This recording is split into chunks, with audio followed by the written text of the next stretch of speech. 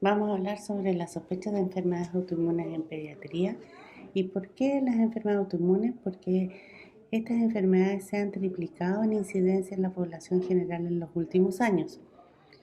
La OMS reconoce hoy más de 80 enfermedades autoinmunes diferentes. Estas patologías llegan a afectar entre el 3 y el 7%, en algunos trabajos dice hasta el 10% de la población.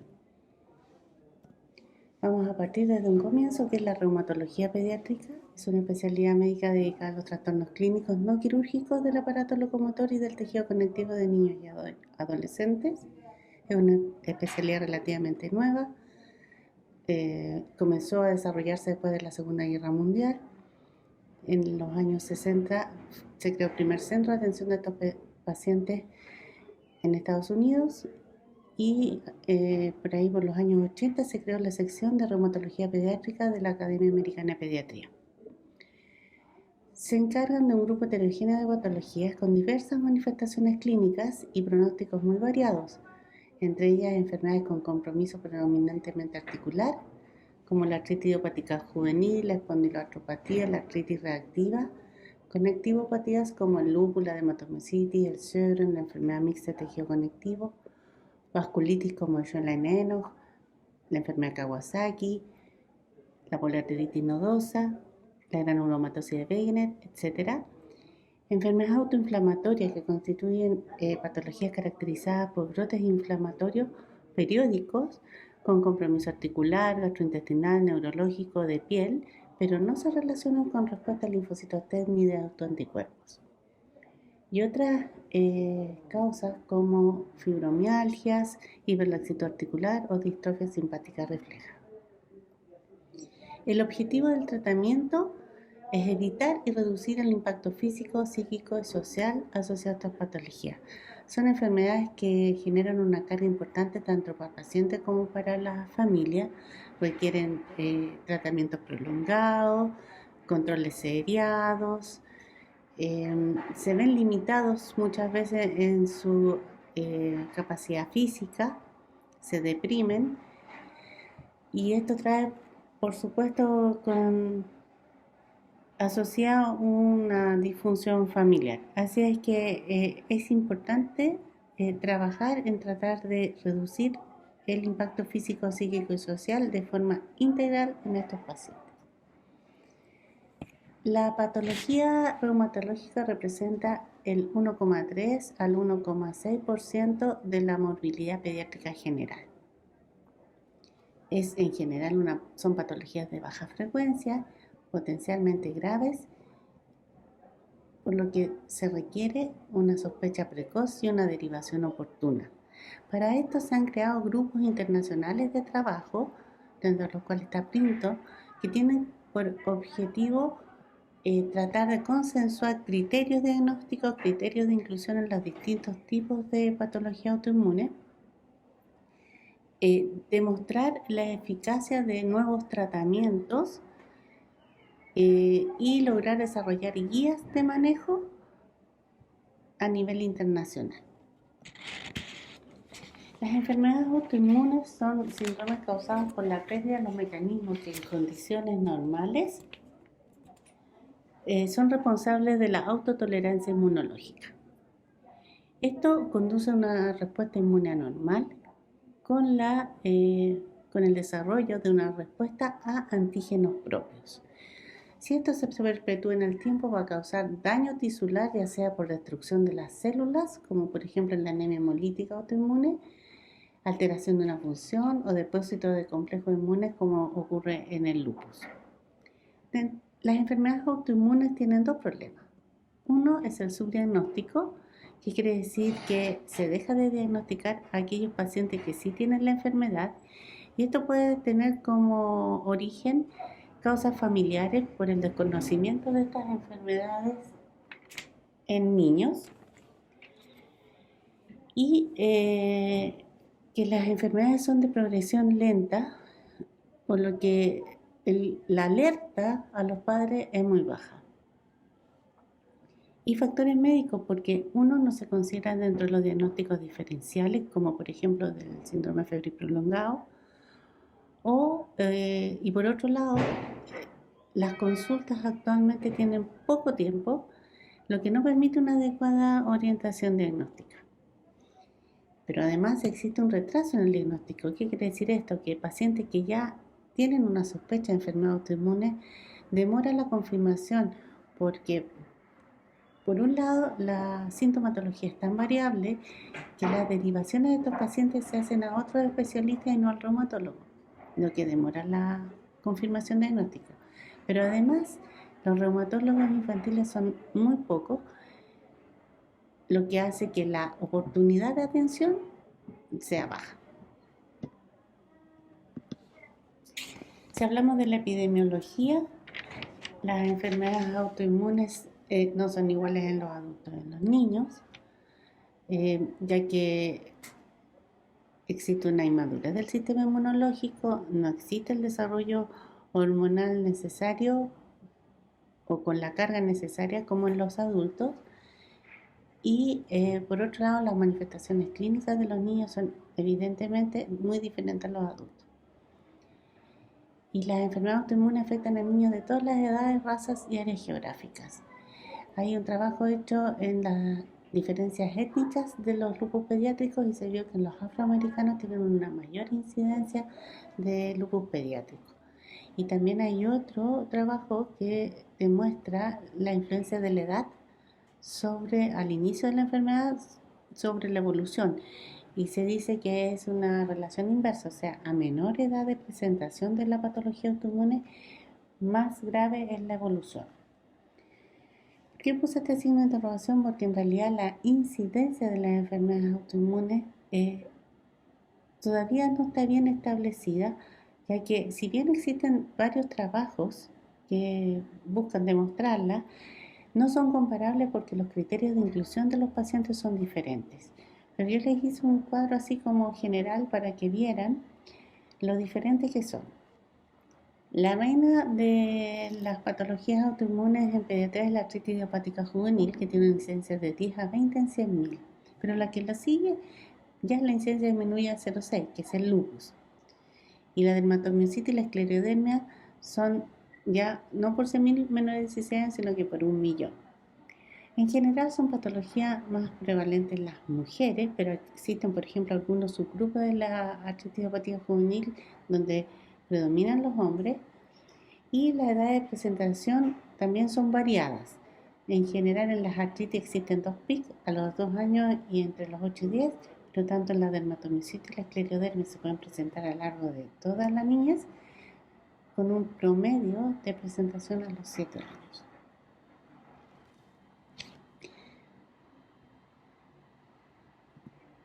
Ahora, si hablamos sobre la patogenia de las enfermedades autoinmunes, esto es multifactorial. ¿Qué quiere decir? Que existen 3 factores implicados en esto. Una alteración en la regulación inmunológica, factores genéticos y factores ambientales. Sobre la regulación inmunológica tenemos la falla en la tolerancia inmunológica, que yo me imagino que ya la vieron en la clase anterior, pero vamos hacia grosso modo. Si repasamos los linfocitos T, estos llegan al timo y se enfrentan con las células dendríticas medulares que le van a presentar antígenos. Se generan señales y las señales, aquellos linfocitos T que generan señales de alta afinidad son eliminados por apoptosis. Pero hay algunos linfocitos T que pasan igual a la periferia y estos van a madurar a linfocitos T reguladores y se llaman linfocitos T reguladores nativos, cuya característica es que presentan en superficie marcadores de FOXP3, CD4 y CD25, aparte del receptor TCR, obviamente. Pero por otro lado, a nivel periférico, se crean linfocitos T reguladores que se llaman inducibles, que son de 3 tipos. El tipo 1 y el tipo 2 no tienen FOXP3 y el tipo 3 es muy parecido a este linfocito T nativo. y que van a actuar por distintos mecanismos para regular la respuesta inmunológica. Uno, a través de Fas ligando, que genera apoptosis. Otro es a través de la molécula CTLA4, que puede inducir apoptosis, pero también puede inducir la síntesis de indolamida 2,3 deoxigenasa, que es un potente supresor de la actividad de linfocitos T, y el FOXP3, que estimula la expresión de CD25, que se une a interleuquina 2 y disminuye la estimulación de la cooperación TB. Por otro lado, los linfocitos B maduran en la médula ósea y van generando un receptor BCR, también maduro, que genera señales en esta interacción con la médula ósea, y si esta señal es de alta afinidad, se elimina por apoptosis y sale a la periferia, llegando a los linfonodos, donde ocurre lo mismo, y aquellos que interactúan en el vaso con el estroma y genera señales de alta afinidad, van a ser eliminados. Cualquiera de estos mecanismos que se altere va a generar una falla en la tolerancia.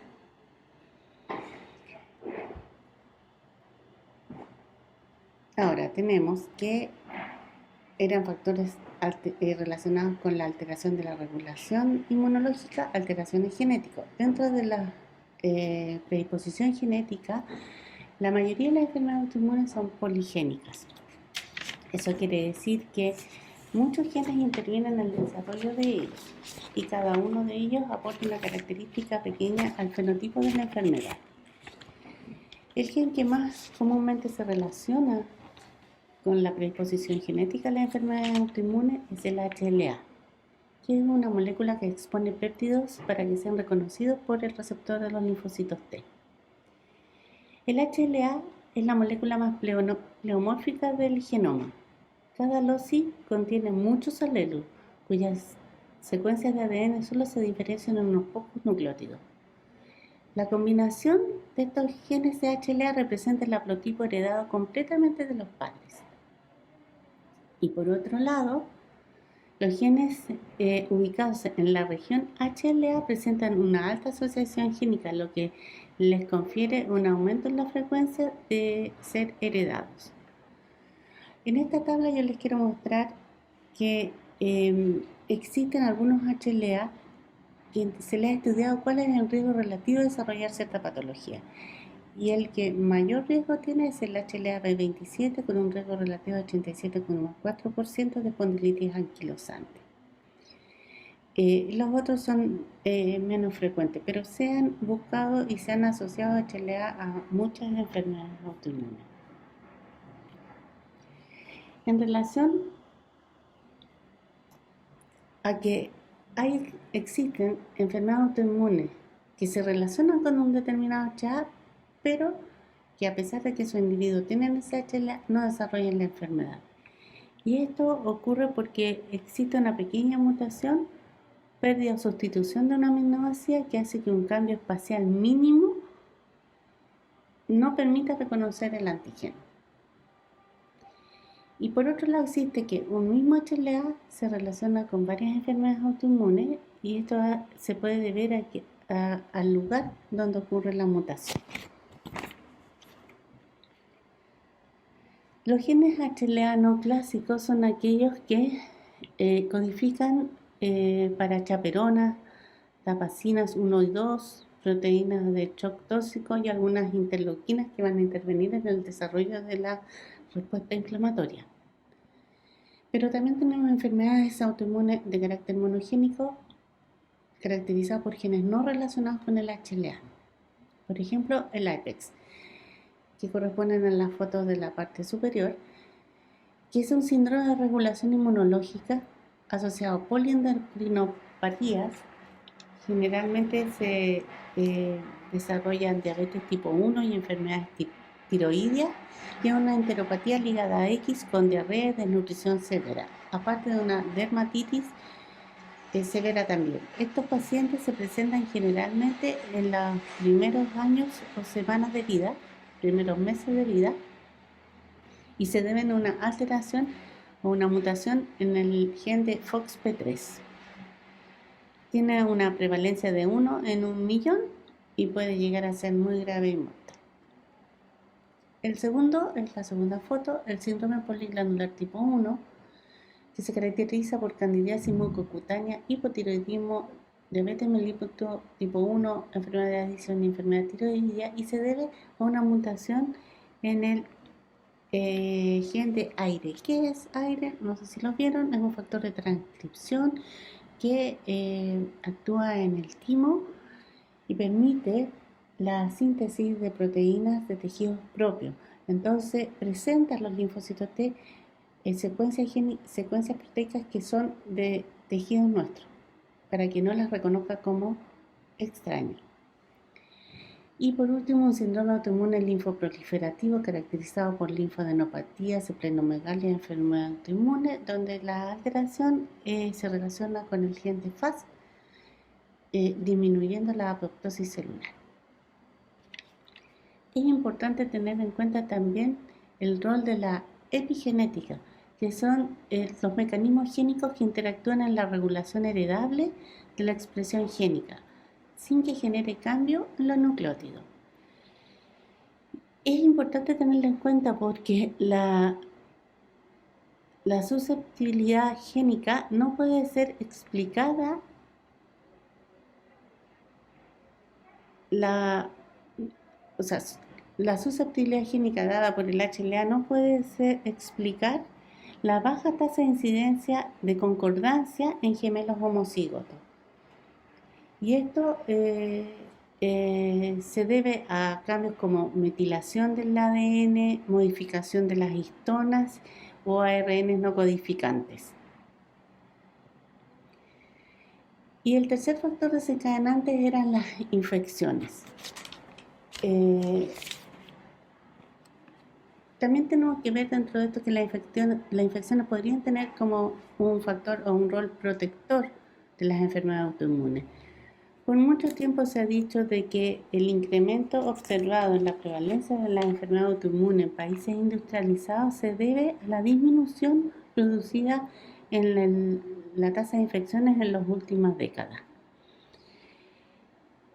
Y esto se debería principalmente a que las infecciones provocarían una desregulación del balance TH1-TH2, privilegiando al TH2 y así una mayor respuesta de anticuerpos. Pero cuando queremos ver de qué manera las infecciones pueden influir en las enfermedades autoinmunes, tenemos que pensar en mecanismos de mimetismo molecular, es decir, que secuencias génicas tanto del agente infeccioso como de nuestros tejidos van a ser similares. Entonces se genera una reacción cruzada. Otra forma de plantearlo es que existe frente a una infección un proceso inflamatorio y hay un aumento de procesamiento y presentación de autoantígenos. Se produce un daño tisular y se presentan antígenos que no son reconocidos como propios, sino que como extraños, desencadenando una respuesta inmune. También existe cuando hay un proceso inflamatorio y daño tisular, un aumento en la expresión de moléculas coestimuladoras que van a estimular linfocitos T que están energizados, o sea que no son capaces de responder y desarrollan una respuesta autoinmune. Puede ocurrir un cambio en la estructura de superficie celular, por ejemplo en la dermatomyositis y los retrovirus. Cambia la estructura de la superficie celular y estas son reconocidas como extrañas. Puede ocurrir una activación policlonal por superantígenos, es decir, antígenos que son capaces de estimular muchos clones de linfocitos T independientes de las moléculas de HLA y TCR. Y estos también estarían encargados de reclutar clones que están anérgicos y desencadenar la respuesta autoinmune. y la ruptura de santuarios inmunológicos, por ejemplo, el sistema nervioso central, el ojo, que van a exponer antígenos que nunca han tenido el contacto del sistema inmune y van a desarrollar su respuesta. Y también tenemos que hay infecciones virales que pueden modificar la expresión de HLA. Las infecciones virales generan interferón y los interferones van a aumentar la expresión de HLA, pero también pueden hacer que se presente HLA en moléculas que no lo hacían. Como pueden ver, las infecciones pueden desencadenar o gatillar el desarrollo de una enfermedad autoinmune de distintas maneras. ¿Cuáles serían factores desencadenantes de enfermedades autoinmunes? Los estrógenos, que estamos claros de que las enfermedades autoinmunes son mucho más frecuentes en mujeres. Los estrógenos regulan programas de transcripción que dirigen el desarrollo de las respuestas inmunológicas. El estradiol promueve una vía de inflamación por medio del factor de crecimiento de granulocitos que estimula las células dendríticas, las activa y estas a su vez activan a los linfocitos T y la liberación de citoquinas. Entonces, los estrógenos sí van a tener un rol como factor desencadenante. Por otro lado, tenemos factores nutricionales. Se ha demostrado de que la ingesta de leche de vaca aumenta el riesgo de autoinmunidad de islote en pacientes con riesgo genético de desarrollar diabetes mellitus tipo 1. Se hizo un estudio también de metales pesados en pescados y se midió un panel de citoquinas durante el embarazo, en el cordón umbilical y los años que siguieron. Y se vio que esos pacientes que tenían mayor cantidad de metales pesados, habían ingerido estos pescados con metales pesados, tenían un patrón de citoquinas diferente a los que no lo habían hecho, de citoquinas inflamatorias. Pero por otro lado, se demostró que la ingesta de omega 3 disminuye la posibilidad de autoinmunidad de islote en pacientes con riesgo moderado y alto de diabetes mellitus tipo 2. Si hablamos de estrés, también existe un estudio donde se midieron niveles de citoquina en distintos pacientes expuestos naturalmente a distintos estrés emocionales. Y se vio de que en aquellos que tenían mayor estrés tenían una respuesta inmunes con niveles de citoquinas proinflamatorias más elevadas. La luz ultravioleta se ha relacionado mucho con lupus y se debe a que induce cambios en los queratinocitos, induce la aparición de moléculas de adhesión y producción de citoquinas. Pero existen polimorfismos génicos que no son afectados por estas citoquinas inducidas por la luz ultravioleta, así que no es que en todos afecte igual. Dentro de los tóxicos, el cloruro de mercurio se relaciona con el lupus y el cloruro de polivinilo con esclerodermia. Y dentro de los fármacos, aquí hay controversia en relación a las vacunas y los adyuvantes. Se ha visto de que hay que evaluar cuidadosamente los efectos secundarios de las vacunas, ya que son números limitados de casos, y hay un síndrome autoinmune inflamatorio inducido por adyuvantes, donde existen varios informes de enfermedades autoinmunes dependientes de los adyuvantes de las vacunas, pero todavía son pocos y no se ha podido lograr una clasificación adecuada. También se ha visto, por ejemplo, la hidralacina, la procainamida, que se relacionan con la aparición de lupus. Ya entrando de hecho en las enfermedades autoinmunes, estas se clasifican en órganos específicos y no órganos específicos o sistémicas. Las órganos específicas pueden afectar a cualquier sistema, tiroides, sistema nervioso central, músculo, y desarrollar diferentes patologías eh, de un órgano en especial.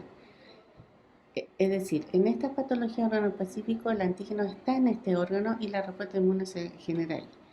En cambio, en los órganos sistémicos, los antígenos pueden afectar distintos sistemas, por lo tanto tienen que viajar.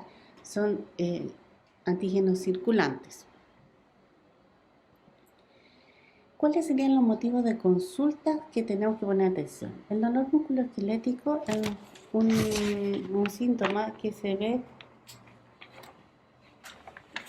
que se presenta más o menos en el 3,6 a 6,1% de la consulta pediátrica en mayores de 3 años, pero esto va aumentando y en la adolescencia es hasta el 11%. La mayoría de las veces corresponden a dolores benignos y autolimitados, pero se requiere estudiar bien las características del dolor. Hay que diferenciar entre un dolor mecánico y un dolor inflamatorio. El dolor inflamatorio es aquel que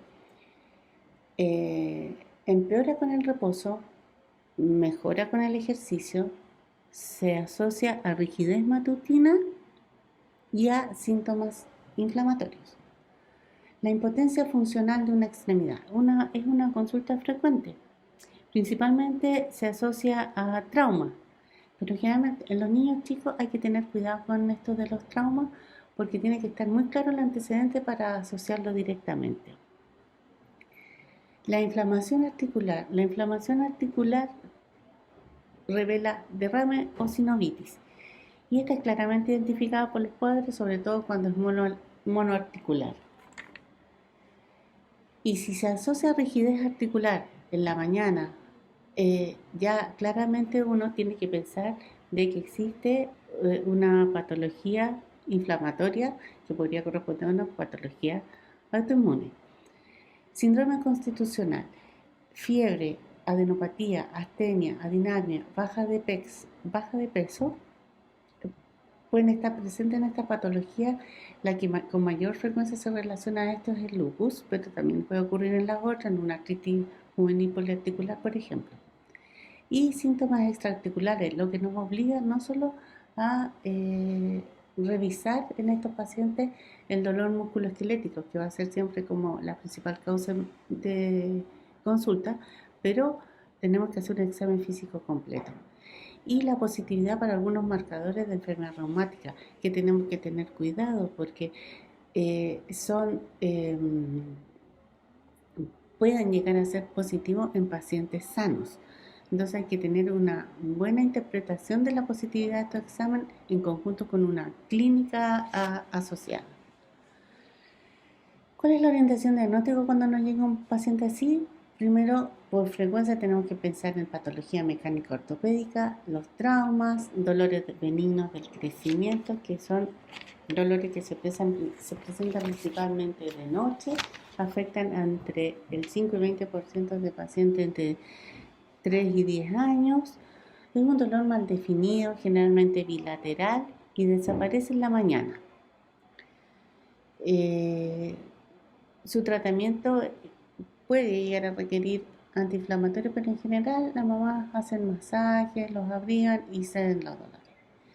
El síndrome de hiperlaxitud articular benigno es una variante normal que se ocurre entre el 25 y 50% de los menores de 8 años. Puede producir artralgias después de la actividad física, incluso hasta puede haber rigidez y aumento de volumen. El tratamiento es kinésico y las osteocondritis se relacionan con crecimiento óseo, se presentan en huesos inmaduros con fisis abierta y corresponden a los Osgood-Schlatter y a la enfermedad de Cerbère, que en general no tienen mal pronóstico. Dentro de la patología infecciosa tenemos que considerar artritis, sobre todo cuando son monoarticulares, osteomelitis, cuando hay un compromiso de huesos largos, pero estos van a ir asociados a un cuadro séptico o un síndrome séptico infeccioso. Las artritis reactivas que ocurren en niños ya entre 6 y 14 años después de una infección gastrointestinal por Clostridium difficile, clamidia, Shigella, Yersinia, Salmonella. Presentan artritis, pero que se resuelven luego espontáneamente. Y espondilodicitis, que corresponde a la infección del disco intervertebral de cuerpo vertebral, que ocurre generalmente en menores de 6 años y lugar de preferencia es a nivel lumbar. Hay enfermedades metabólicas que también tienen que ser consideradas, que dentro de sus manifestaciones clínicas pueden haber artritis, sobre todo la mucopolisacaridosis y la enfermedad de Gaucher. La patología oncológica nunca debe ser desestimada y debe ser estudiada. Hay, no muchas, pero ha ocurrido que se han tratado leucemias como artritis idiopática juveniles. Dentro de otras enfermedades está la enfermedad de Ehlers-Danlos, que es una enfermedad de colágeno donde se evidencia una hiperlaxitud importante de articulaciones y de piel con hematomas y facilidad y fragilidad capilar. Hay compromiso de vasos, incluso puede haber ruptura de útero y de intestino. ¿Cuál sería la actitud entonces? Tenemos que tener claro que estas enfermedades son de diagnóstico principalmente clínico, por lo tanto la anamnesis es fundamental.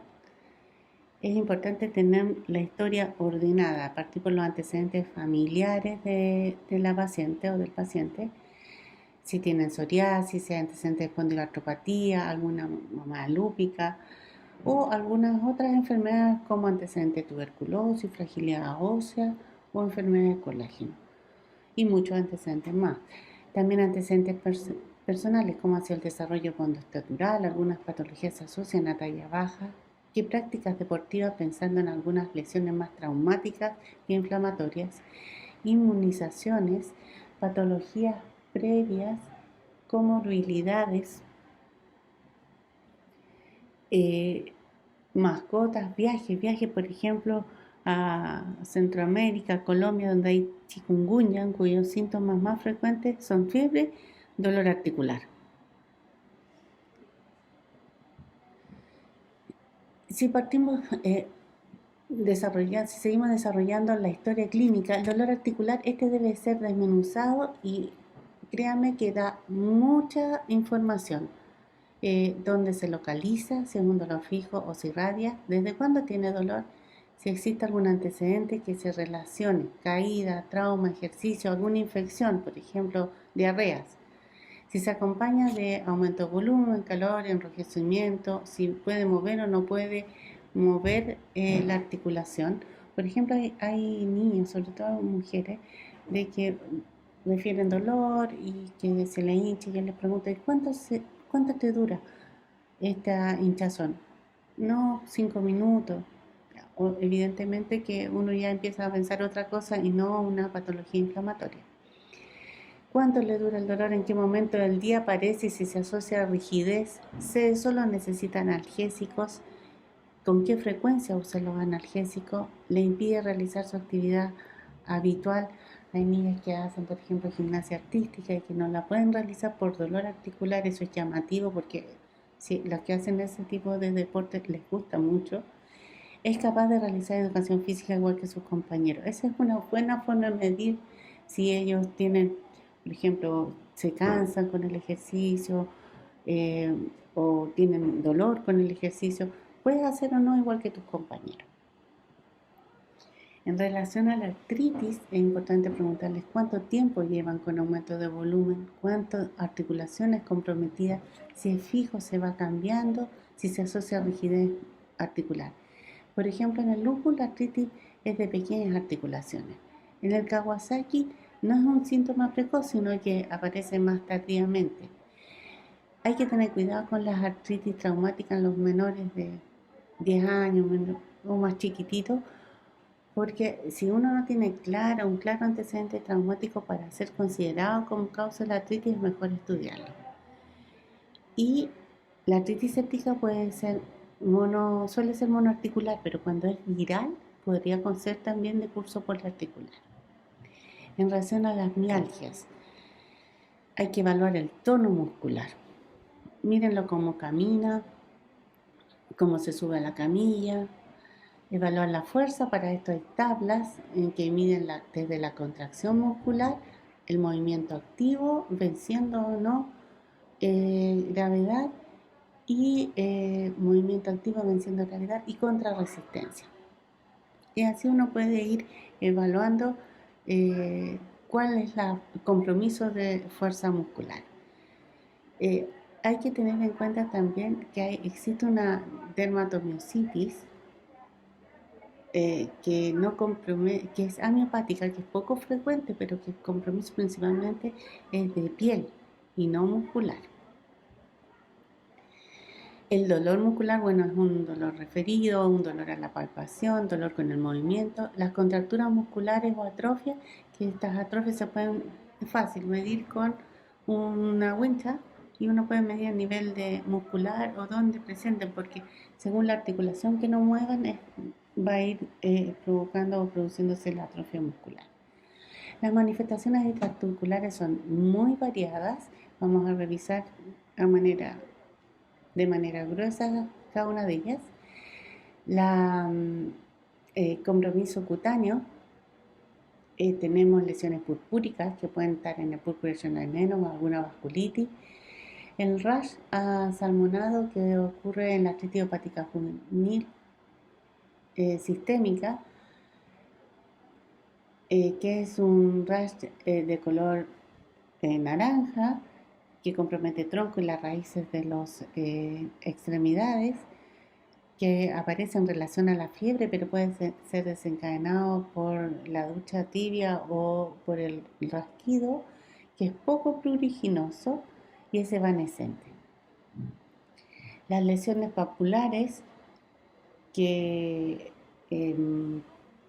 típicas de la dermatomiositis, los nódulos del brugotrón, que son unas lesiones que ocurren en las articulaciones interfalángicas proximales y en la metacarpofalángica, de superficie escamosa, color rojo violáceo. Un 15% puede ocurrir también en la cara. Las lesiones psoriáticas, que corresponden a estas lesiones escamosas, que pueden comprometer los pliegues codos, las superficies extensoras de codo, rodilla, los pliegues retroauriculares, región interglútea, ombligo, ángulo interno del ojo, en el cuero cabelludo. Hay que buscarlo en la región occipital y se pueden asociar a itis ungueal y son muy pruriginosas.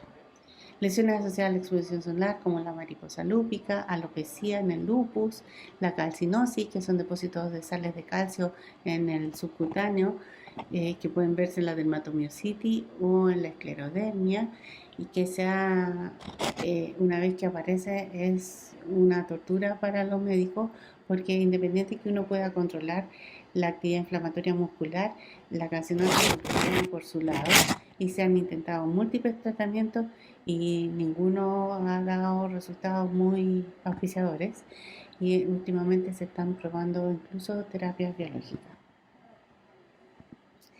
En las mucosas orales pueden haber úlceras orales. Las del lupus son úlceras en el paladar duro, indoloras, por lo tanto hay que mirarlas.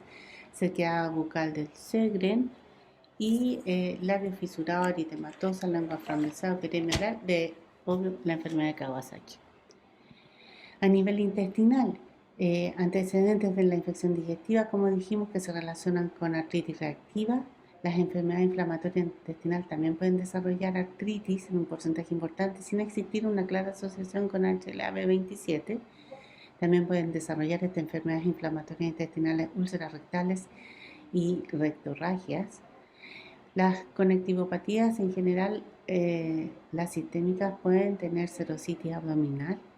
Disfagia y reflujo gastroesofágico se presenta en la esclerosis sistémicas, y el púrpura de tiene asociados dolores abdominales que pueden ser de tipo cólico y muy intensos, relacionados con las vasculitis intestinales. El compromiso cardiopulmonar. El lupus es la enfermedad de tejido conectivo que con mayor frecuencia afecta a los pulmones. al menos una vez durante la evolución de la enfermedad, la mitad de los pacientes van a tener compromiso pulmonar o pleural. No está relacionado con biomarcadores, o sea, no hay biomarcador que me diga estos pacientes van a hacer con mayor frecuencia compromiso pulmonar. Se debe interrogar sobre el dolor pleurítico, tos seca o con expectoración y hemoptisis que pueden hacer sospechar una hemorragia alveolar difúsica, que es una complicación grave del lupus, y también puede existir hipertensión pulmonar. El compromiso ocular es algo que hay que tener en cuenta, ya que pueden haber uveitis aguda, es decir, uveitis muy sintomáticas con ojo rojo, dolor, fotofobia, o uveitis crónica, en que en general son asintomáticas y sí tienen muchas secuelas. La asociación de AIJ con uveitis está claramente descrita y por lo tanto ante un paciente que presenta esta patología requiere de evaluación oftalmológica. Vamos a revisar después con qué frecuencia. La inyección conjuntival asociada a una fiebre prolongada, adenopatía, los labios rojos, uno tiene que sospechar en un Kawasaki, y el síndrome del ojo seco que se ve en el Sjögren. En este trabajo demuestran que la gravedad del ojo seco puede reflejar la actividad del síndrome de Sjögren. A nivel del sistema genitourinario, bueno, si tenemos como un hallazgo, hematuria, proteinuria, en un paciente en que estamos sospechando una patología autoinmune, uno debería sospechar lupus, la hipertensión, insuficiencia renal, que se pueden relacionar pero también con otras vasculitis. La afectación renal no solo representa la primera manifestación del lupus juvenil en el 60-80% de los casos. O sea, esto hay que tenerlo en cuenta. El 60-80% de los lupus juveniles se presentan con compromiso renal. Pero además es un factor que determina el pronóstico y el mal pronóstico. Hasta el 80% de los LES que presentan compromiso renal lo van a desarrollar el primer año de la enfermedad. Por lo tanto, hay que estar muy atentos y ser riguroso en su evaluación. Ahora, el compromiso del sistema nervioso. Este es muy variado. Fluctúa entre la cefalea, convulsión, compromiso paracraniano, algunos déficits focales. También pueden haber compromisos como depresión y psicosis, movimientos anormales y parestesia. En el lupus juvenil, el compromiso del sistema nervioso afecta entre el 20 al 45% de los niños que padecen esta patología. Es la tercera causa de muerte en esta población y la aparición de síntomas neuropsiquiátricos se ha asociado con el uso frecuente de esteroides y de fármacos inmunosupresores. La aparición de síntomas neuropsiquiátricos, eso sí, más que neuropsiquiátricos, neurológicos, como convulsiones, se ha asociado con la positividad de los anticuerpos anticardiolipinas. ¿Cómo debe ser el examen físico? El examen físico debe ser sistemático, o sea, completo, exhaustivo, revisar cada articulación y comparativo en el tiempo. Es decir, uno debiera dejar registro de lo que está encontrando para poder compararlo después con la evolución. Uno tiene que hacer uso de la inspección, ver tumefacción, ver las características de la piel, ojos, palpar bien una articulación, intentar localizar bien el dolor, si existen derrames, nódulos, quistes, movilizaciones tanto activas como pasivas y algunas maniobras específicas para evaluar algunas articulaciones. A nivel de articulaciones es importante el estudio de pie y durante la marcha. Hay que ver desviaciones del raquis, donde uno debe descartar escoliosis, evaluación de la postura. Un porcentaje importante de niños tiene una muy mala postura, lo que genera dolores dorsales, dolores cervicales. Evaluación de la marcha normal, la marcha en punta de pie para evaluar rodillas, la marcha en talones para evaluar compromiso de tendón de Aquiles. Movilidad de la columna cervical, que si bien no es algo que se afecte frecuentemente, puede afectarse en la artritis idiopática sistémica.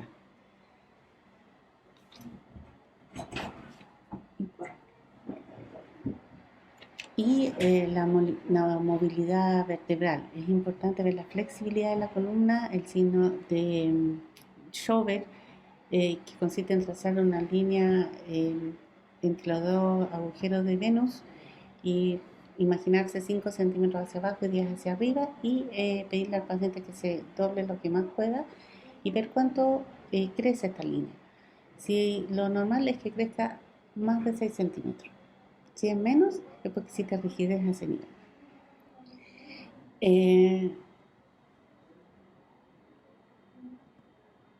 Lo que no se nos puede olvidar es evaluar la articulación sacroiliaca, que corresponde al signo de Fabry, que es flexión, abducción y rotación externa. Y el dolor se genera en el glúteo del lado examinado.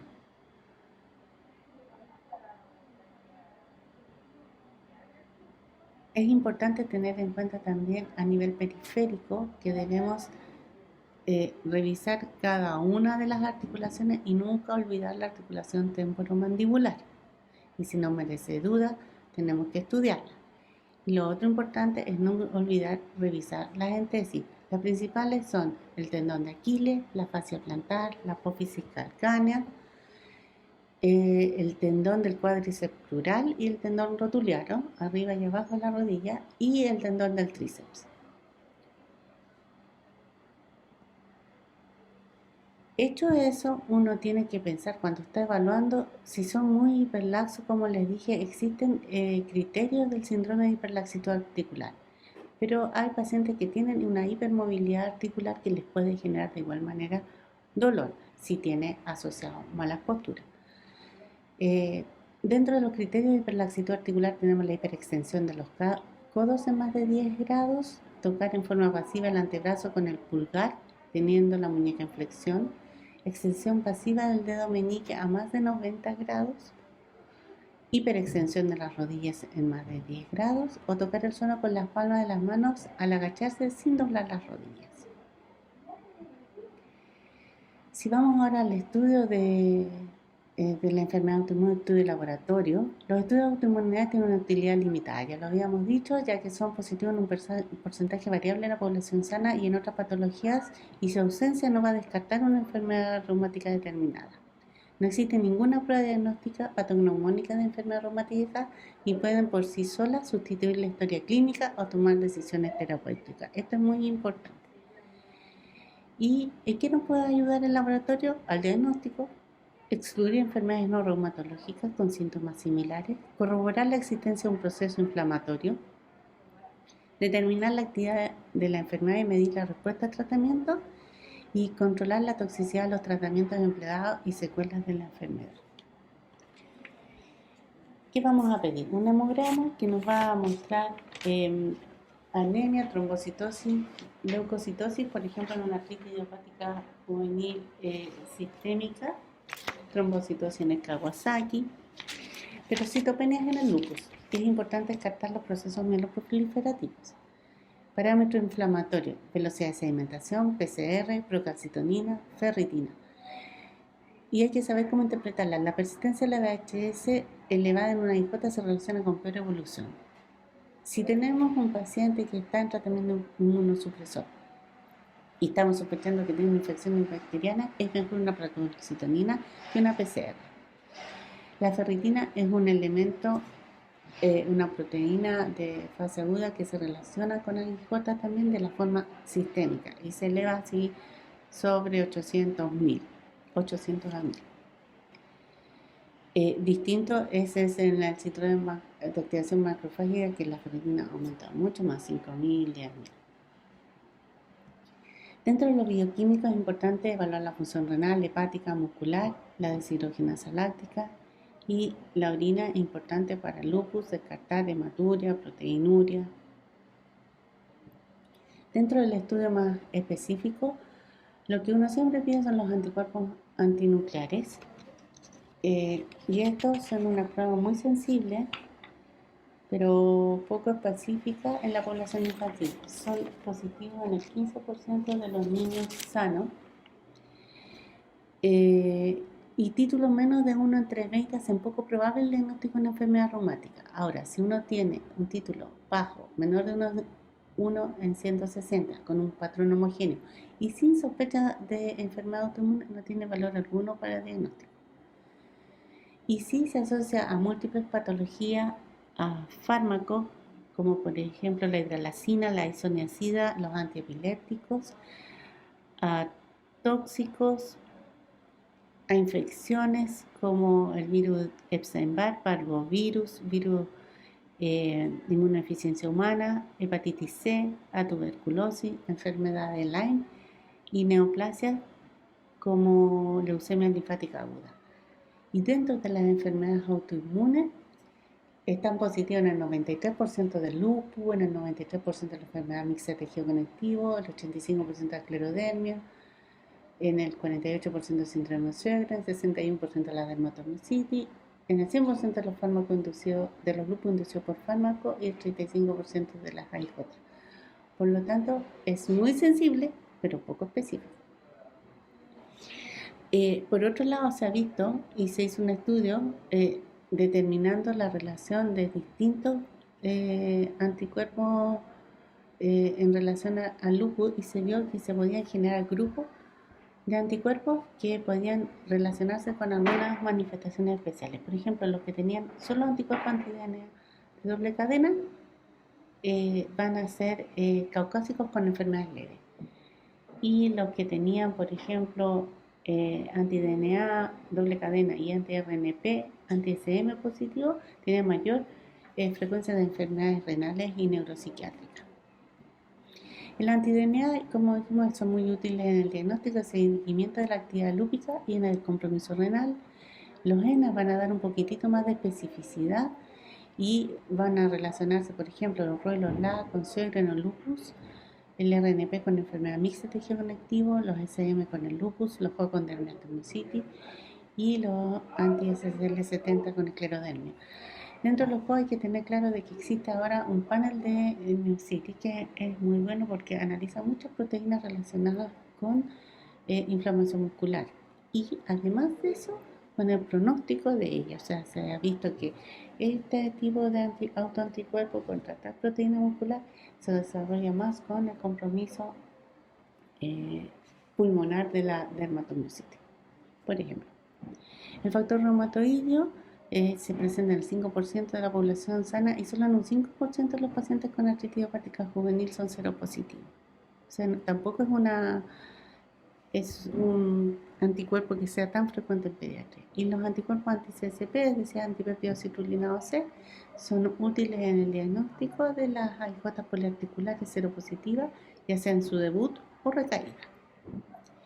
Tenemos también los ANCA, que son anticuerpos anticitoplasma de neutrófilos, que tienen en realidad una alta sensibilidad y especificidad para vasculitis sistémica.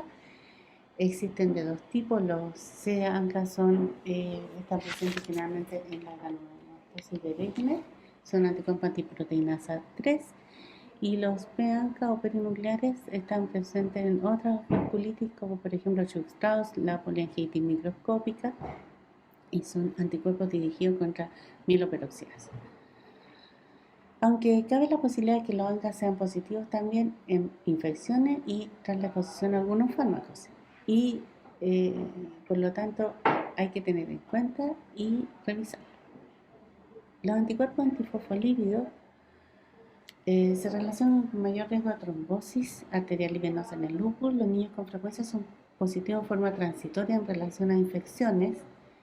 En la IJ, la prevalencia de anticuerpos antifosfolípidos varía entre un 7 y un 53% dependiendo del trabajo, pero sin embargo en estos pacientes la trombosis como complicación es muy rara y pueden estar también positivos en el Schindler-Lehmann, en el síndrome hemolítico urémico, en la reumatoidea atópica. El HLA-B27 la prevalencia en la población general europea es de un 8%, pero de ellos el 60% de los niños con espondiloartropatía, sobre todo la espondilitis anquilosante juvenil y en menor medida la artritis psoriática y la asociada a enfermedad inflamatoria intestinal. Y el complemento, bueno, nos es útil para evaluar la actividad lúpica, sobre todo el C4, y los déficits hereditarios C1Q, C2, C4 se asocian con mayor riesgo de desarrollar lupus. Ahora, desde el punto de vista de las imágenes, la radiología simple nos puede dar información sobre el estrechamiento de espacios articulares, ya sea secundario a erosiones, adelgazamientos, a pérdida de cartílago, pinzamiento articular. Puede haber osteolisis, proliferaciones óseas, reacciones periósticas, osteofitos, deformidades óseas. En los pacientes con artritis se describe osteoporosis en la articulación afectada, perilesional, y pueden también mostrar calcificaciones en partes blandas, por ejemplo en la dermatomiositis. La ecografía es una técnica que está en este minuto muy de moda, ya que no requiere irradiación, es fácil de hacer, es reproducible. Se usa para el diagnóstico precoz de sinovitis, de entesitis, de hipertrofia sinovial, de derrames articulares y en el seguimiento de estas lesiones. Y también puede detectarse erosiones óseas, edema o adelgazamiento de cartílago. Incluso en este trabajo la proponen como que debiera ser un arma de historia clínica. Uno debería tener la consulta y hacer ecografía articular en el momento en que el paciente consulta. Y la resonancia nuclear magnética es útil para valorar articulaciones donde la exploración y otras técnicas son difíciles, como por ejemplo la temporomandibular y la cadera. Y también es útil para elegir el músculo con mayor inflamación para tomar una biopsia muscular en el caso de diagnóstico de dermatomiositis.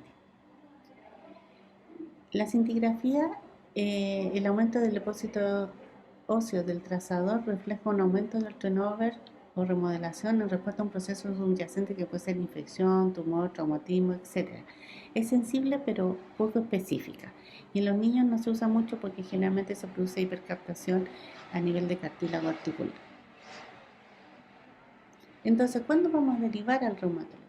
Las inflamaciones articulares, el dolor articular nocturno, la debilidad muscular, sospecha de enfermedad sistémica por un síndrome constitucional, impotencia funcional de alguna articulación, cambios en el ritmo normal de la actividad física, como les explicaba, que no estén haciendo gimnasia artística si es algo que les gusta tanto porque les duele la rodilla, o que necesitan mucho tratamiento analgésico o antiinflamatorio, y manifestaciones cutáneas sin causa clara o otras manifestaciones extraarticulares, compromiso gastrointestinal, por ejemplo, rectorragias o úlceras anales, por ejemplo, uno podría o tiene la obligación de pensar en que puede tener una enfermedad inflamatoria intestinal. El tratamiento claramente es multidisciplinario, requiere al pediatra reumatólogo para desarrollar la remisión, evitar secuelas, el tratamiento farmacológico, evaluar crecimiento, desarrollo e indicación de inmunizaciones, manejo oportuno de las infecciones. Requiere del oftalmólogo, nutriólogo, nefrólogo, dermatólogo, traumatólogo y muchos más para el manejo de las comorbilidades. Requiere de la asistente social para la integración escolar y social. Requiere de los kinesiólogos y terapeutas ocupacionales para la rehabilitación, desarrollar ejercicios, órtesis, terapia ocupacional. En este trabajo se muestra que la mayor actividad física o la actividad física intensa mejora o disminuye la respuesta para autoantígenos, y el apoyo psicológico para el paciente y la familia para tratar de aceptar la patología y tener la mejor calidad de vida posible. Dentro del tratamiento farmacológico podemos usar antiinflamatorios no esteroidales, corticoides orales, intraarticulares o endovenosos cuando se requiere una remisión rápida. Podemos usar fármacos inductores de remisión como el metotrexato, la leflunomida, inmunosupresores, azathioprina, sulfasalazina, ciclosporina, etcétera, y terapia biológica. En realidad la terapia biológica ha causado una revolución dentro de lo que es el manejo de la patología autoinmune. Y en AIJ o en artritis idiopática juvenil están garantizados terapia biológica para los pacientes. Esto es importante. Las consideraciones en inmunización están contraindicadas en pacientes que están en tratamiento inmunosupresor las vacunas a virus vivo, varicela y la sarampión. Hay que tratar de actualizar el calendario de vacunas. Hay vacunas con recomendaciones especiales como la influenza, el neumococo, la hepatitis A y B. La influenza tiene que ser anual. Y la vacuna del meningo. En los pacientes vacunados 2 semanas antes del inicio del tratamiento o durante el mismo puede ser necesaria la revacunación a partir de los 3 meses tras la suspensión del mismo. Y esto es importante en este trabajo. Yo les quería mostrar que se les preguntó, no me acuerdo exactamente cuántos niños eran, pero algo así como 1500 niños que consultaron en una consulta reumatológica y se les preguntó por su calendario de vacuna. Y el 54% los tenía incompletos y ellos referían que el motivo de no haber completado eran recomendaciones del médico. Por lo tanto, tenemos que tener claro de que tenemos que aumentar la cobertura de vacunas en estos pacientes. Y lo otro importante es tener una actitud frente a una infección concurrente. ¿Qué hacemos? Un niño que tiene una artritis, que está en terapia biológica y que empieza con fiebre y está con tos y ya se aconseja realizar un hemograma. Si encontramos leucopenia marcada o neutropenia marcada, debe ser derivada a urgencia. Si el hemograma es normal, hay que suspender el tratamiento de inmunosupresión mientras dure el proceso y reanudarlo después a la misma dosis. En relación a procedimientos quirúrgicos y profilaxis de antivirales, procedimientos quirúrgicos electivos, generalmente son procedimientos dentales o cuando hubiera que operar, por ejemplo, a un paciente por una catarata o por una glaucoma, uno debiera suspender los tratamientos inmunosupresores y esperar que este proceso esté controlado y en fase de cicatrización avanzada para reanudarlo. Los estudios han demostrado que uno podría mantener el metotrexato en estos casos, ya que no presentaría mayor riesgo de infecciones. Pero sí lo que deben ser suspendidos son los biológicos. Por lo tanto, frente a una sospecha de enfermedad autoinmune necesitamos una anamnesis completa, un examen físico detallado, con un buen registro para hacerlo comparable. Con esto se establece la sospecha diagnóstica y se debe derivar al paciente para realizar el estudio complementario y poder tener la confirmación diagnóstica. Y una vez hecha esta confirmación, indicar un tratamiento adecuado, multidisciplinario, que logre mejorar la calidad de vida y la integración de los niños. Gracias.